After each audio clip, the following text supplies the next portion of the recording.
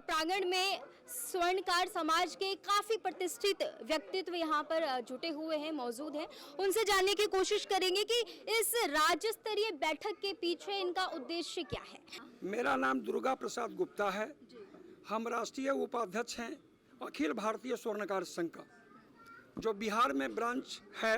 पहले से संगठन चल रहा था, लेकिन इस संगठन को हम पुनर्गठित किए हैं। जो आज हमारे सबसे सम्मानित व्यक्ति श्री अर्जुन प्रसाद गुप्ता जी को प्रदेश अध्यक्ष के रूप में इनको चुना गया है।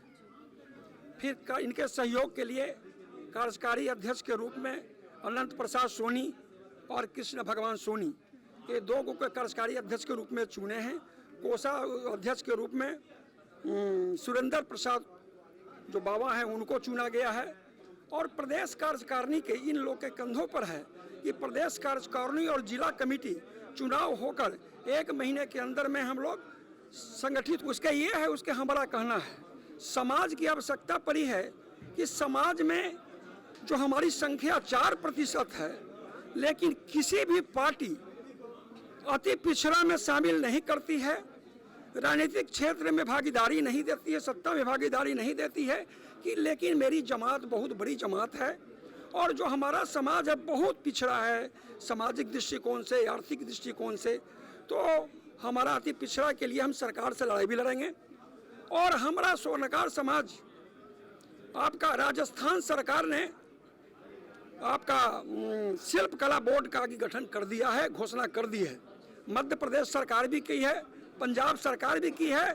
इसलिए बिहार सरकार से ये मांग करेंगे कि शिल्प कला बोर्ड का गठन करें, ताकि जो कारीगर भाई हमारे हैं, गरीब गुरुआ हैं, उन लोगों को इसके माध्यम से उनका उत्थान हो सके, उनका कार्य हो सके, शिक्षा के क्षेत्र में पढ़ सके। इसलिए हम मुख्यमंत्री से ये मांग करते हैं कि आप शिल्प कला बोर्ड का गठन किया जाए, ताकि लोगों की भलाई हो सके, लोगों को कार्य हो सके, गरीबों का कल्याण हो सके और कारीगर जो शिल्प कला का क्षेत्र में एक से एक नक्शा बनाकर देश विदेश में अपनी पहचान बनाता है, उसकी पहचान बन सके। देखिए, संविधान से लेके जहाँ तक बात आती है, समानताओं की बात आती है, अधिकारों की बात आती है। जब हम किसी भी गवर्नमेंट का चुनाव करते हैं तो कहीं ना कहीं वो सारे वर्गों पर अपना एक समान प्रचस्प रखते हैं, पर वहीं बिहार में एक ऐसा वर्ग है जो बहुत पीछे रह जाता है। सरकार की जो दृष्टिकोण है उस पर पड़नी चाहिए और इस मुद्दे को लेकर यहाँ पे ये बैठक जो है वो हुई है। तो जब नियुक्ति की जाती है, जैसे आपके भी नियुक्ति हुई है, तो एक जिम्मेदारी दी जाती है, आप उसके जिम्मेवार होते हैं, तो कहीं ना कहीं औहदा तो बढ़ ही जाता है, जिम्मेवारी भी बढ़ जाती है। कैसा लग रहा है, क्या उस जिम्मेवारी को आप आगे बढ़ाने में उस पे खरे उतरेंगे, क्या महसूस क्या हो रहा है आपको? देखिए, ये जिम्मेवारी तो आप जी की जो बात कर रहे हैं, ये परिवार है हमारा, जो स्वर्णकार समाज का जो ये आज जो गठन किया गया है, ये परिवार है हमारा। और परिवार को काम करने के लिए जिम्मेवारी नहीं, फर्ज होता है। और ये हमारा फर्ज है कि हम अपने समूह को और अपने गरीब कुनबे जो भी हमारे वर्ग हैं उसको एक समूह में लेकर हम अपने बिहार राज्य में आगे बढ़े और उनकी जो भी सहूलियत है उनके सुख दर्द में हिस्सा बने। तो हमारी यही रहेगी कि मैं जल्द से जल्द सबके साथ ज़्यादा से ज़्यादा जुड़ूं और उनके सुख दुख का हिस्सा बनूं, यही हमारी इच्छा है। जी, नरेश प्रसाद वर्मा। तो आप यहाँ पे इस बैठक में सम्मिलित होने आए हैं? जी हाँ।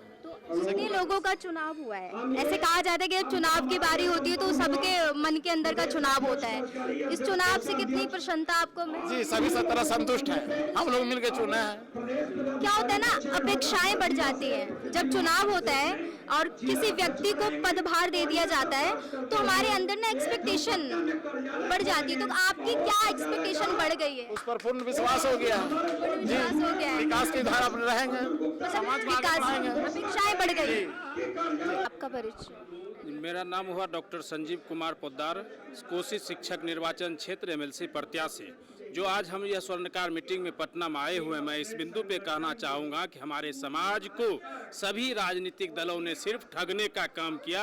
हम लोगों को गोल बंद कर वो अपना वोट लिया और जब हमारी वोट की बारी आती है तो हम लोगों को हिस्सेदारी हम लोगों को नहीं मिलती है। जिसकी जितनी आबादी सत्ता में उसकी उतनी हिस्सेदारी। हमारे स्वर्णकार समाज का 4% आबादी है और 22 समाज का 30% है, लेकिन राजनीतिक दल हमको हिस्सेदारी नहीं दे रही है। उस दौर में हम कह रहे हैं कि जो दल वैश्य का करेगा तिरस्कार, नहीं बनेगी उसकी सरकार, उसका होगा बंटाधार। अगर हमको अपने हिसाब से हिस्सेदारी नहीं देगी, पूरे बिहार में हम अपने वजूद पर, समाज के वजूद पर प्रतिनिधि खड़ा करके राजनीतिक दलों को चेतावनी दे देंगे, अन्यथा तुमको भी हम सत्ता में नहीं रहने देंगे। जय हिंद, जय भारत। जी देखिए, ये एक तरीके से अस्तित्व की लड़ाई है और ये जो बैठक है वो अपनी पहचान की बैठक है, अस्तित्व की बैठक है, एक वर्ग की बैठक है। तमाम मांगों के साथ हम इस कार्यक्रम का समापन यहाँ पर करते हैं और फिर से मिलेंगे आपके साथ एक नए टॉपिक के साथ।